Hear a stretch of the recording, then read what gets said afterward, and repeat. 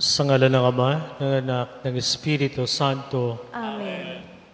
Ang pagpapala natin Panginoong Jesucristo, ang pag-ibig ng Diyos Ama, tapos ikipagkaisa ng Espiritu Santo naway sumayin niyong lahat. At sumayin rin. Habang nag-aalay ang paring Zacarias ng hayin sa templo, dumating ang kaniyang pambihirang balita na ang magkakaroon siya ng anak na lalaki. Juan ang pangalan ng kaniyang magiging anak na ang kahulog ay mapagpala ang Diyos. Si Juan ang itinakdang maghahanda ng daraanan ng Panginoon. Magalak tayo at matuwa sa biyaya ni Juan sapagkat ang kaligtasan ay tunay ngang nalalapit na. Mga kapatid, aminin natin ang ating mga kasalanan para tayo maging marapat sa pagdiriwang ng banal na paghahaing nagdudulot ng kapatawaran ng may kapal. Inaamin ko sa kapangyarihan Diyos At sa inyo mga kapatid, na lubha akong nagkasala sa isip, sa salita at sa gawa, at sa aking pagkukulang. Kaya isinasamo ko sa mahal na Birheng Maria, sa lahat ng mga anghel at mga banal, at sa inyo mga kapatid, na ako'y panalangin sa Panginoong ating Diyos. Kaawaan tayo ng makapangyarihan Diyos, patawarin tayo sa ating mga kasalanan, at patnabayan tayo sa buhay na walang hanggan. Amen.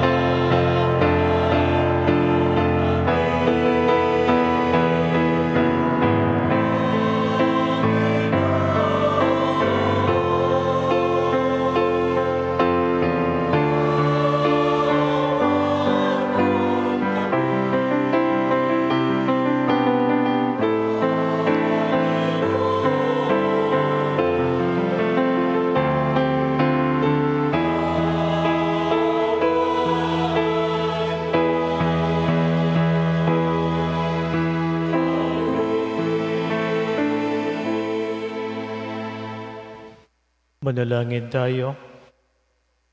Ama naming makapangyarihan, minarapat mong mahayag ang iyong kadakilaan sa pagsilang ng mahal na Birhen para sa sanlibutan. Ang dakilang misterong ito ng pagkakatawang tao ng anak mo ay mapag-ukulan nawa namin ng lubos na pananalig at may pagdiwang namin ng may di magmamaliw na pag-ibig. Sa magitan niya, kasama ng Espiritu Santo, magpasawalang hanggan. Amen.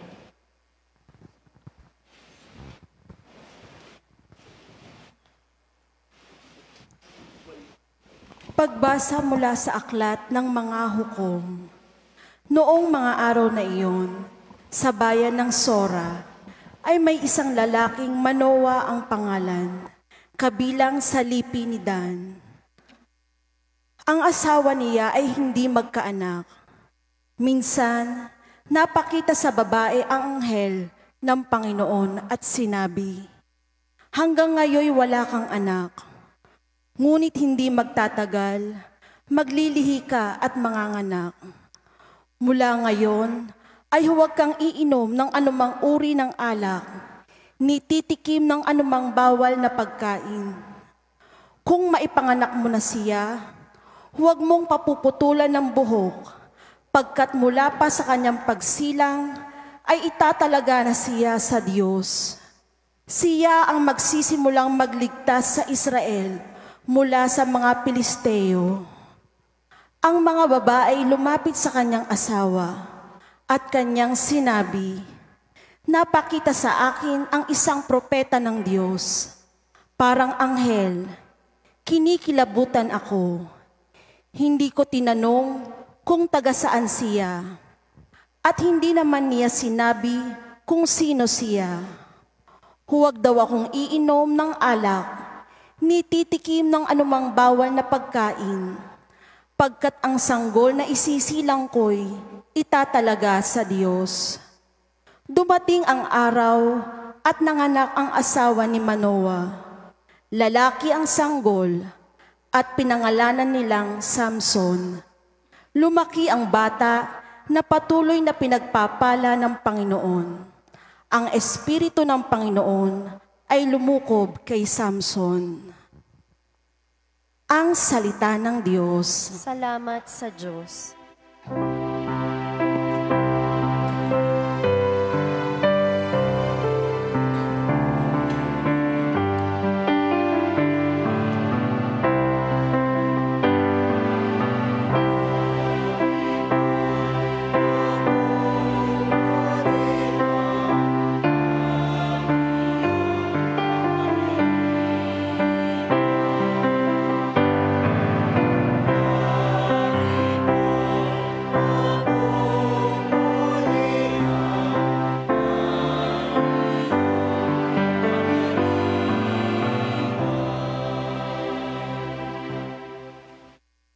Ikaw nawa ang muog ko at ligtas na kakanlungan, matatag na kublihan ko at matibay na sanggalang.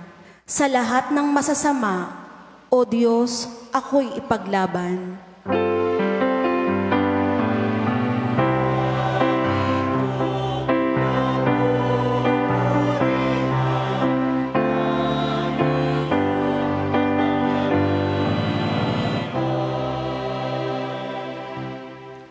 Panginoon, sa iyo ko inlagak ang pag-asa. Maliit pang bata ako, sa iyo may tiwala na. Sa simula at mula pa, wala akong inasahang mag-iingat sa sarili, kundi tanging ikaw lamang.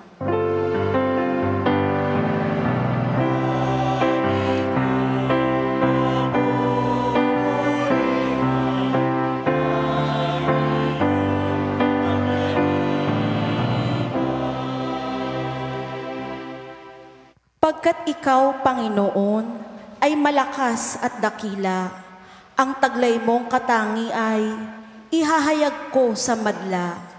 Sa pulpa sa pagkabata, ako'y iyong tinuruan, hanggang ngayoy sinasambit ang gawa mong hinangaan.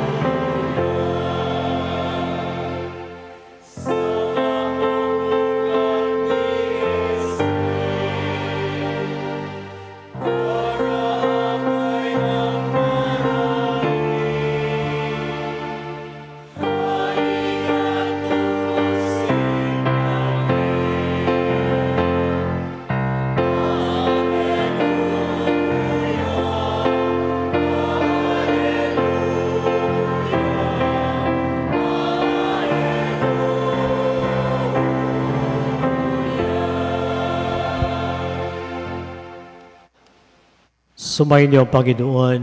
At sumayin niyo rin. Ang mabuting balita ng Panginoon ayon kay San Lucas. Papuri sa iyo, Panginoon.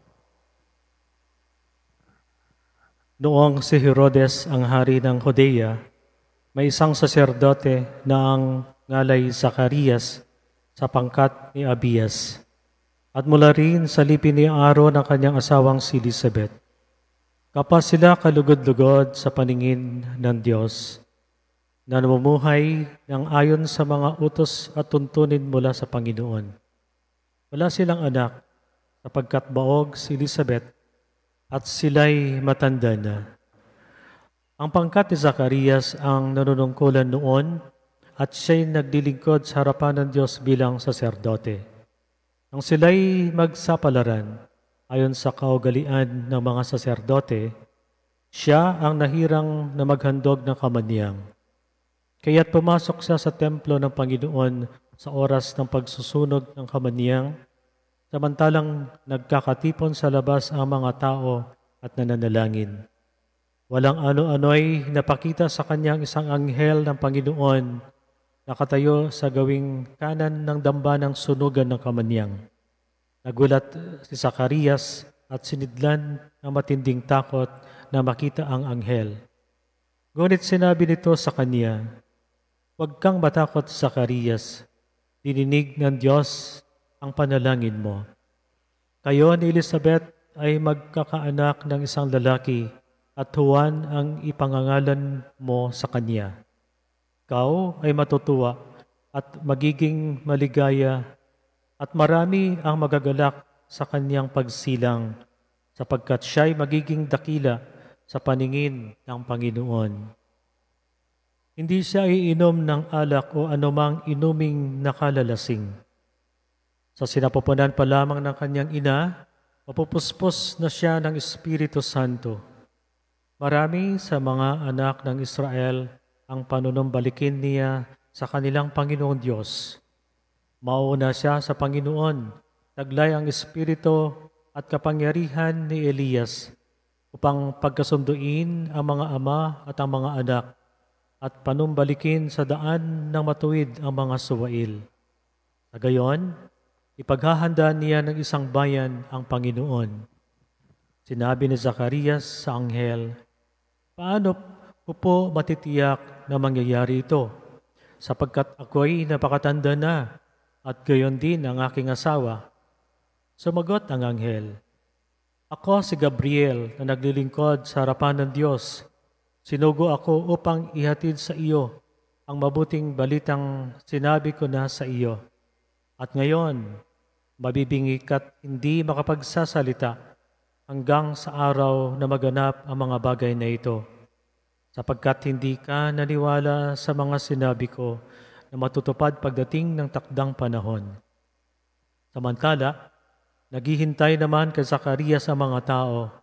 Nagtaka sila kung bakit nagtakal siya ng ganoon sa loob ng templo. Paglabas niya ay hindi na siya makapagsalita. Mga senyas na lamang ang ginagamit niya. Kaya natanto nila na nakakita siya ng pangitain at siya'y nanatiling pipi. Nang matapos ang panahon ng kanyang paglilingkod, ay umuwi na siya. Hindi nga nagtagal at naglihi si Elizabeth. At hindi ito umalis ng bahay sa loob ng 5 buwan. Ngayon nilingap ako ng Panginoon, wika ni Elizabeth.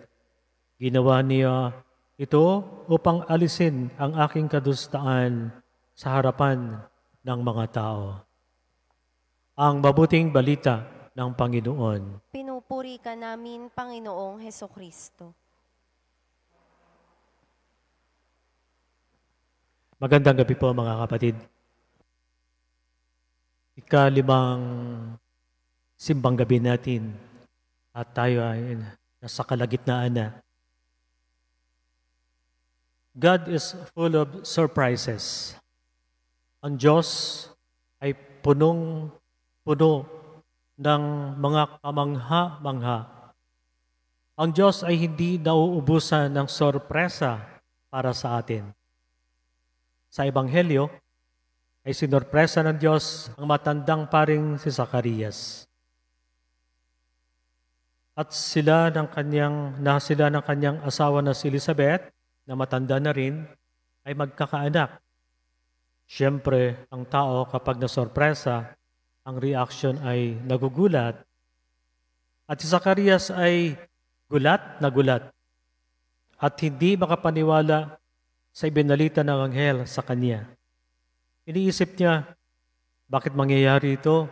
Matanda na ako. Bakit hindi noong ako'y mas bata pa, mas malakas pa? Parang imposible ito. Kaya ang sagot ng anghel sa kanya, dahil hindi ka naniwala sa sinabi ko, magiging pipikat bingi. Ang ibig sabihin ng anghel, manahimik ka muna. Dapat ay magdasal ka, magnilay, at pag-isipan mo kung gaano kabuti ang Diyos sa buhay ng tao. Kung gaano ka mapagbigay ang Diyos. Ang mag-asawang Zacarias at Elizabeth ay sinasabing kalugod-lugod sa harap ng Diyos. Sila ay masunurin sa Diyos at laging nagdarasal.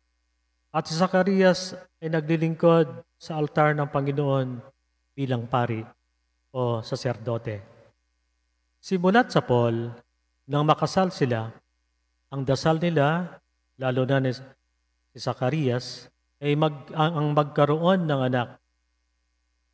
Dahil iyon ang dahilan kung bakit ang tao, siyempre, ay nag-aasawa at nagpapakasal, magkaroon ng anak. Para alagaan, magkaroon ng pamilya, magpundar ng pamilya, magkaanak, at alagaan, arugain ang anak, at palakihin, at turuan. Kaya nga mga magulang, mga kapatid, tinatawag na mga first teacher ng mga bata, ang unang guro ng mga bata.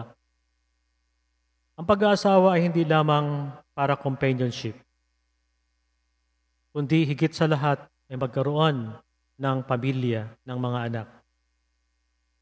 At para sa mga Israelita, ang mag-asawang walang anak ay tinuturing na parusa ng langit dahil walang silbi para sa Diyos at sa pagpapanatili ng lahi ng tao.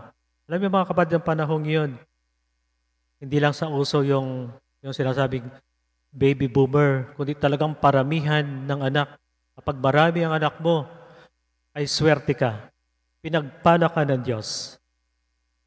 Pero pag wala kang anak, malas mo. Hindi ka swerte. Hindi ka tulad ngayon. Kapag marami kang anak, sabi nila, ang malas mo naman, marami kang alagaan, marami kang gastusan. Kaya mas swerte, sabi nila ngayon, ang kakaunti lang anak, lalo na ang walang anak. Pero hindi ganon mga kapatid.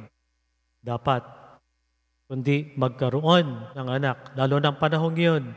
Paramihan ng anak at pinaparami ang tao, lalo na ang lahi ng mga Israelita. Kaya tuwang-tuwa sila.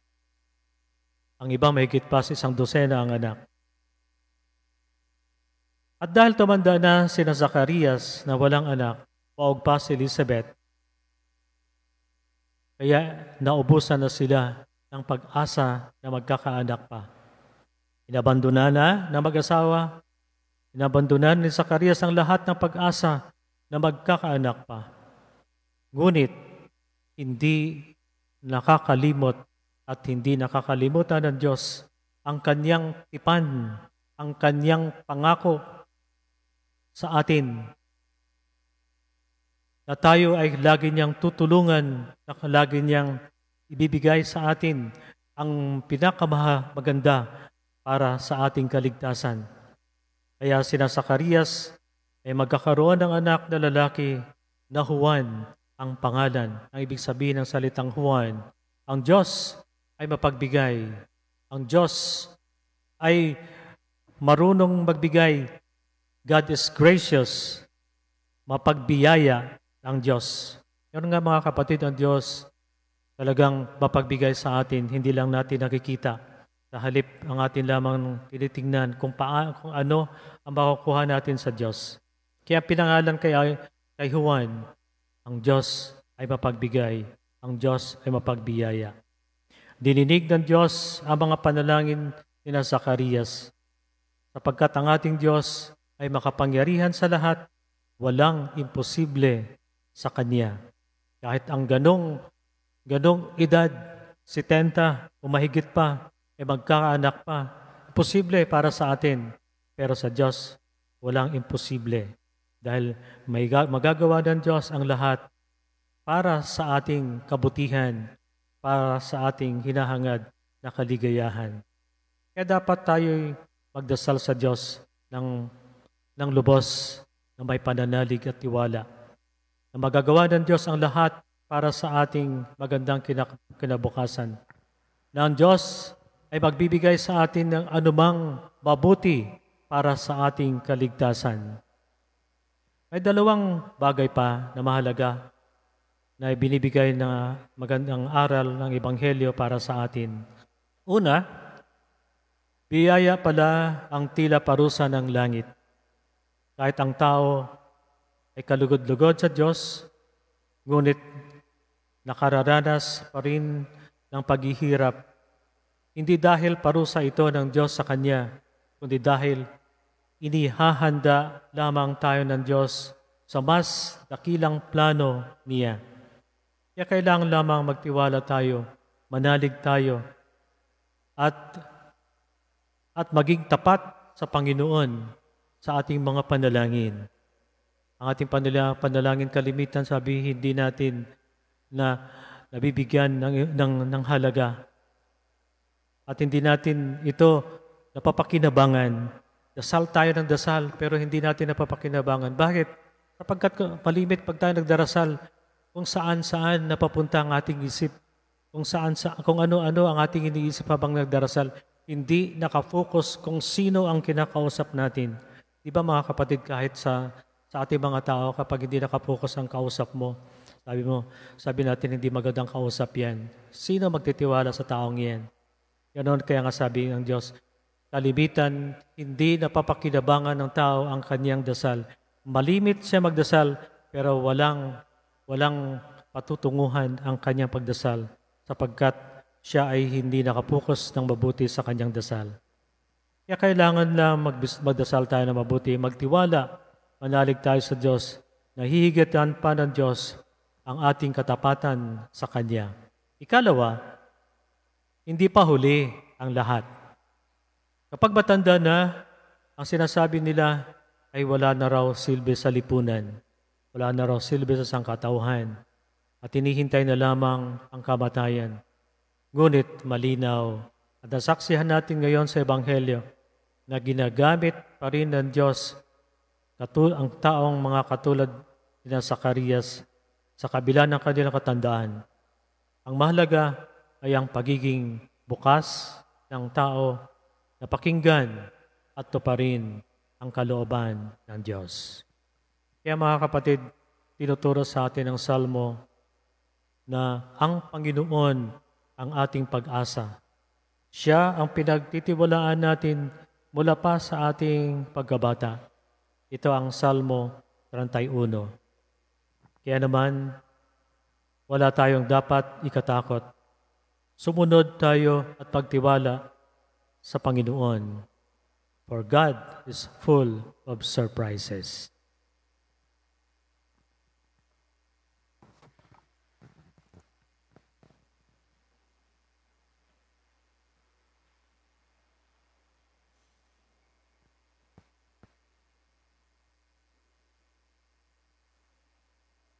Dumalangin tayo sa ating Ama upang gawin niya tayong karapat-dapat na tagapagdala ng Kanyang pag-ibig habang tayo'y nakaantabay sa pagdating ng Kanyang anak. Ating idalangin, O Diyos, halina't iligtas kami ng walang antala. O Diyos, halina't iligtas kami ng walang antala.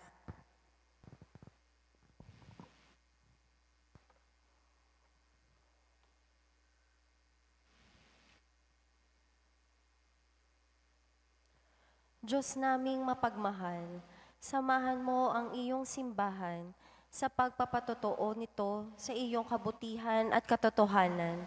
Manalangin tayo. O Diyos, halina't iligtas kami ng walang antala. Diyos naming mapagmahal, samahan mo silang mga naglilingkod sa pamahalaan. Gawin mo silang daluyan ng iyong pag-ibig sa kanilang tapat na pagpapatupad ng makatwirang batas. Manalangin tayo. O Diyos, halina't iligtas kami ng walang antala. Diyos naming mapagmahal, halina't samahan kaming natitipon ngayon. Tulungan mo kaming sa aming pagsusumikap maging Kristiyano sa modernong panahon. Manalangin tayo. O Diyos, halina't iligtas kami ng walang antala. Diyos naming mapagmahal, tanggapin mo silang mga tinawag mo na pabalik sa iyo, silang mga yumao ngayong araw at nang nagdaang linggo. Manalangin tayo. O Diyos, halina't iligtas kami ng walang antala. Sa ilang sandali ng katahimikan, ating ipanalangin ang iba pang mga pangangailangan ng ating pamayanan, pati na rin ang ating pansariling kahilingan.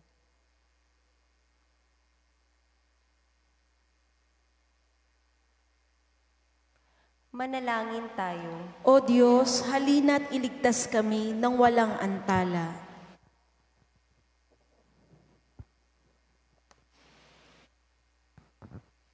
Mapagmahal naming Diyos, samahan mo kami ng walang pagkaantala, pang aming makita ang iyong anak bilang tanda ng iyong pag-ibig masang sinukob.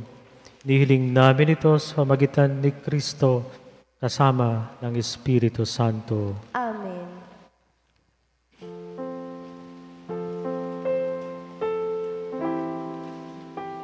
Maaari na pong tumayo ang mga nais mag-alay.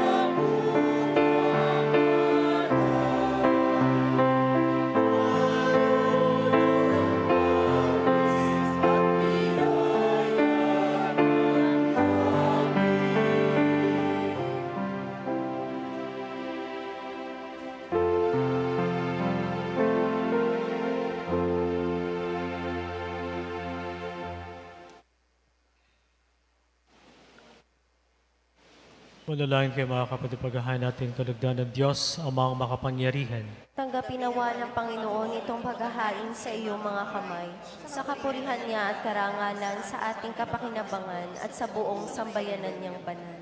Ama naming lumikha, tunghayan mo ang mga nakahain sa dambana. Itong aming abang nakayanan ay magkamit nawa ng kapupunang kabanalan ay dinudulot ng iyong kapangyarihan. Pamagitan ni Jesucristo, kasama ng Espiritu Santo, magpasawalang hanggan. Amen. Sumayin niyo ang Panginoon. At sumainyo rin.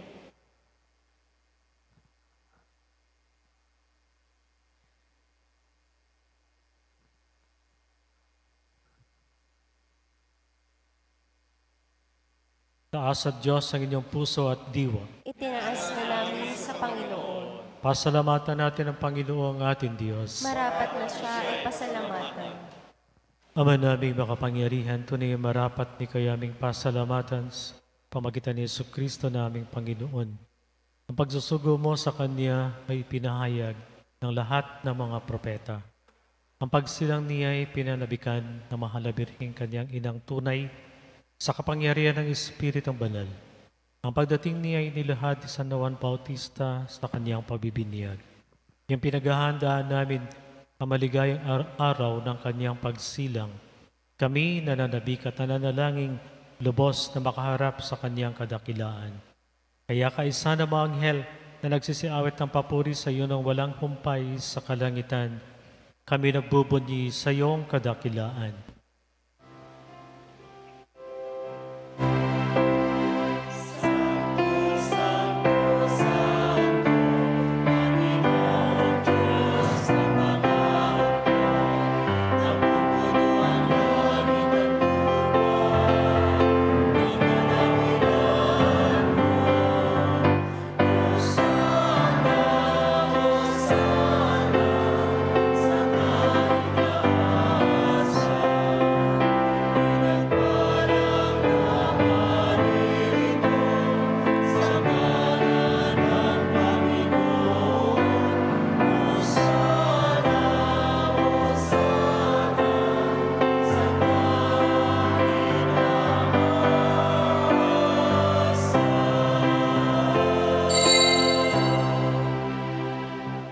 Ama na ay malalikang bukalan ng kabalalan, at sa magitan ng Espiritu kabalala mga kaloob na ito, upang para sa akin maging katawan at dugo ng aming Panginoong Heso Kristo. Bago niya pinagtiis ang kusang loob na maging handog, hinawakan niya ang tinapay, pinasalamatan kaniya. Pinagkati-hati niya iyon, iniabot sa kanyang mga alagad at sinabi, tanggapin ninyong lahat ito at kanin. Ito ang aking katawan na ipahandog para sa inyo.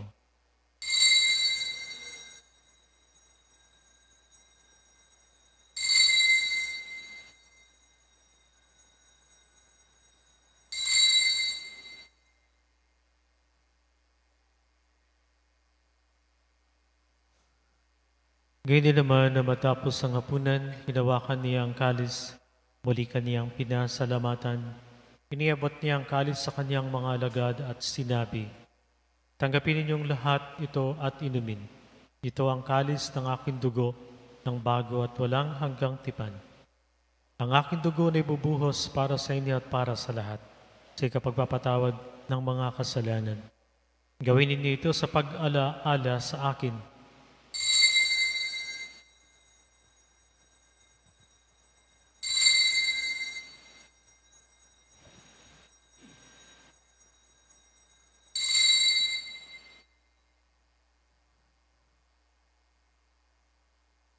Ipagbundi natin ang misteryo ng pananampalataya. Si Kristo'y namatay, si Kristo'y nabuhay, si Kristo'y babalik sa wakas ng panahon. Ang mga ginagawa namin ng pag-alaala sa pagkamatay at muling pagkabuhay ng iyong anak, at nalay namin sa iyong tinapay na nagbibigay buhay at ang kalis na nagkakaloob ng kaligtasan. Kami nagpapasalamat dahil kami minarapat na tumayo sa harap mo para maglingkod sa iyo. Sinasamo namin kami magsasalo-salo sa katawan at dugo ni Kristo ay mabuklod sa pagkakaisa sa magitan ng Espiritu Santo. Amalingapin mo ang iyong simbahang laganap sa buong daigdig. Puspusin mo kami sa pag-ibig. Kaisa ng aming Santo Papa, ng aming Obispo at ang Tanang Kaparian. Alalahanin mo rin mga kapatid naming nahimlay na may pag-asang sila'y muling mabubuhay, kundi din ang lahat ng mga pumanaw. Kaawaan mo sila at patuloyin sa iyong kaliwanagan. Kaawaan na pagindapatin kaming lahat na makasalo sa iyong buhay na walang wakas. Kaisa na mahal na Birheng Maria na ina ng Diyos, ni San Jose na kanyang esposo, kaisa na mga apostol at ang lahat ng mga banal na namuhay dito sa daigdig ng kalugod-lugod sa iyo, may pagdiwang nawa namin ang pagpupuri sa ikararangal mo sa magitan ng iyong anak na aming Panginoong Heso Kristo. Sa pamagitan ni Kristo kasama niya at sa Kanya, ang lahat ng parangal at papuri ay sa iyo, Diyos sa mga makapangyarihan, kasama ng Espiritu Santo, magpasawalang hanggan.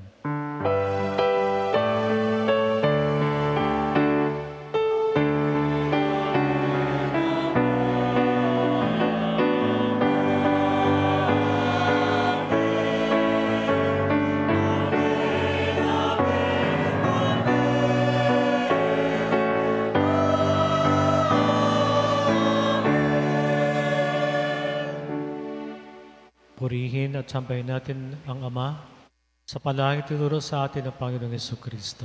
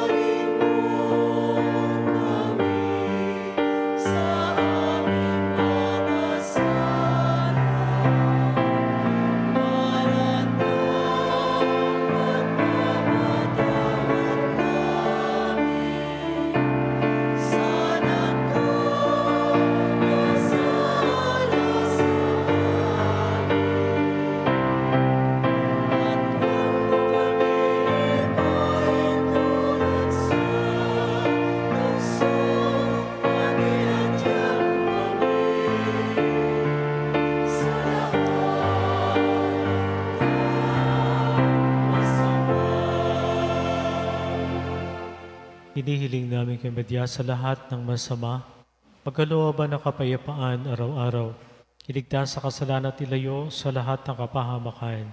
Samantalang aming pinananabikan ang dakilang araw ng pagpapahayag ng tagapagligtas naming si Jesucristo. Sapagkat iyo ang kaharian at ang kapangyarihan at ang kapurihan magpakailanman. Amen. Panginoon Jesucristo, sabi mo sa iyong mga apostol, kapayapaan ang iniiwan ko sa inyo.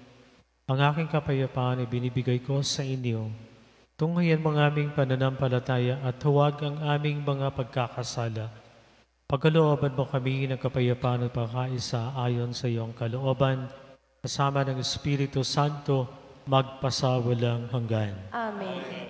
Ang kapayapaan ng Panginoon ay laging sumainyo. At sumainyo rin. Magbigayan tayo ng kapayapaan sa isa't isa.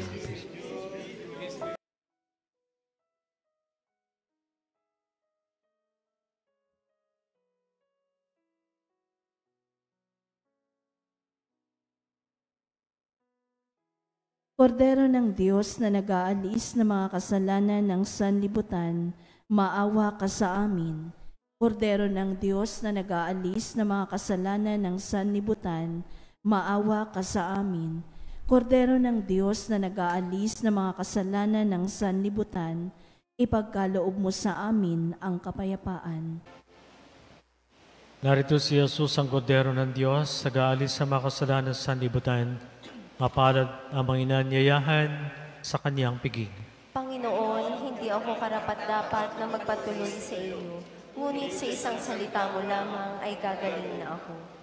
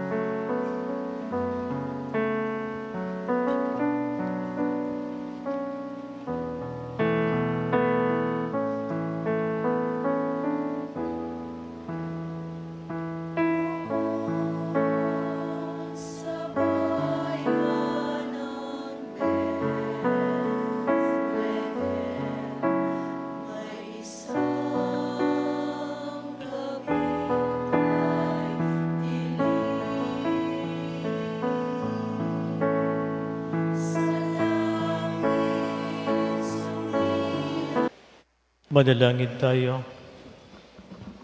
Ama naming mapagmahal, bilang pagtanaw ng utang loob sa aming pinagsaluhan, kami ay panatilihin mong nananabik sa mga darating mong bigay upang mapaghandaan naming tanggapin ng marangal ang pagsilang ng aming manunubos na mahal na siyang namamagitan kasama ng Espiritu Santo magpasawalang hanggan. Amen.